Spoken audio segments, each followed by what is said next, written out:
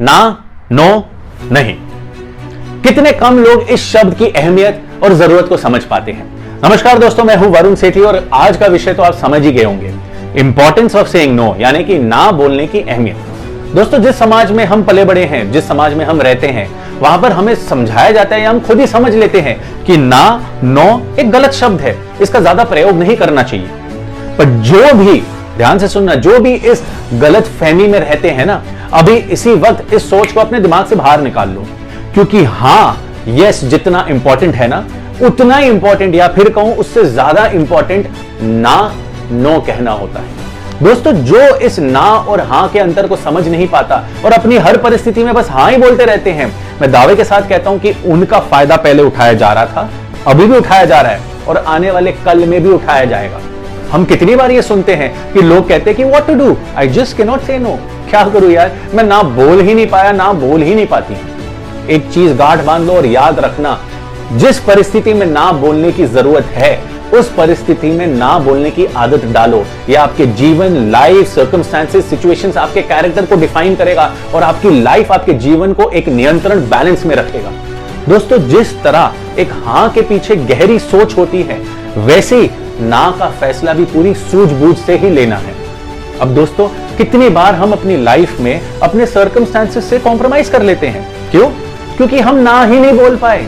हमको यह लगा कि क्या सामने वाले को बुरा ना लग जाए, क्या उसको कोई चोट ना पहुंच जाए, कहीं वो मुझे गलत ना समझ ले, कहीं कुछ गलत ना हो जाए। दोस्तों, मां सबसे बड़ा एग्जाम्पल, जो बिना किसी स्वार्थ के 365 दिन सुबह से शाम तक काम करती रहती है, अपने लिए, अपने बच्चों के लिए, सास ससुर के लिए, पति के लिए, रिलेटिव्स के लिए, हर एक के लिए कभी ना नहीं बोलती। हाँ, वो डिवोशन से काम कर रही है, वो प्यार से काम कर रही है, एक लव की भावना है उसमें, बट वो ना नहीं बोलती और इसका स्ट्रेस उनकी बॉडी और माइंड पे कुछ टाइम के बाद दिखने लगता है।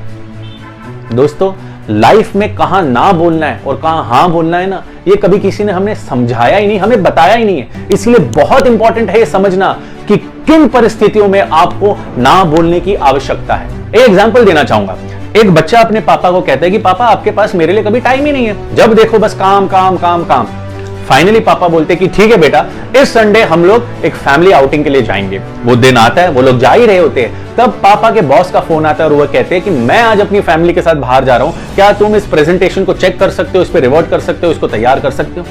अब इस टाइम पे पापा को क्या फैसला लेना चाहिए था, ये डिसीजन मैं आप पे छोड़ता हूं। दोस्तों, होता क्या है, कई बार हमें ऐसा लगता है कि ना बोलने से हम रिश्ते खराब कर लेंगे, रिश्तों में खटास आ जाएगी।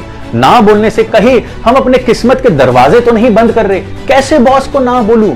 ये जो फियर होता है, ये जो इनसिक्योरिटी होती है ना, ये हमें ना बोलने से रोकती है और फिर हम हर चीज के लिए हाँ बोलना शुरू कर देते हैं। हमें ऐसा लगता है कि ना बोलने से हम कुछ खो देंगे।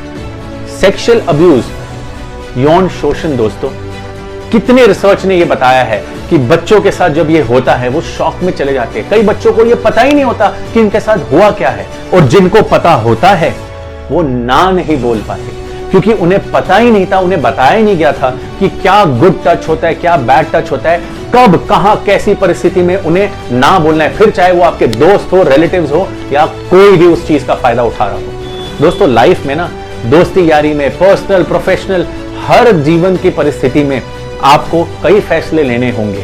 कई बार जब आप ना का फैसला लेंगे, लोगों को बुरा लगेगा, but trust me, long life में यही आपका स्ट्रॉन्ग पॉइंट बनेगा, आपका फायदा बनेगा, क्योंकि लोग रियलाइज करेंगे, उनको ये समझ में आएगा, अगर इस बंदे ने ना बोला है तो जरूर कुछ सोच के ही बोला होगा, सूझबूझ के साथ ही ये फैसला लिया होगा। लाइफ में हमको बहुत डिसीजंस लेने होते हैं दोस्तों। इस ना के फैसले को इंपॉर्टेंस, अहमियत देना शुरू करो। समझो कि कुछ परिस्थिति में ना बोलना उतना ही आवश्यक है। उम्मीद करता हूं आपको यह वीडियो पसंद आया हो, और एक बात हमेशा याद रखना, जो कुछ भी बाहर ढूंढ रहे हो ना, सब कुछ आपके अंदर, आपके भीतर ही है। Thank you.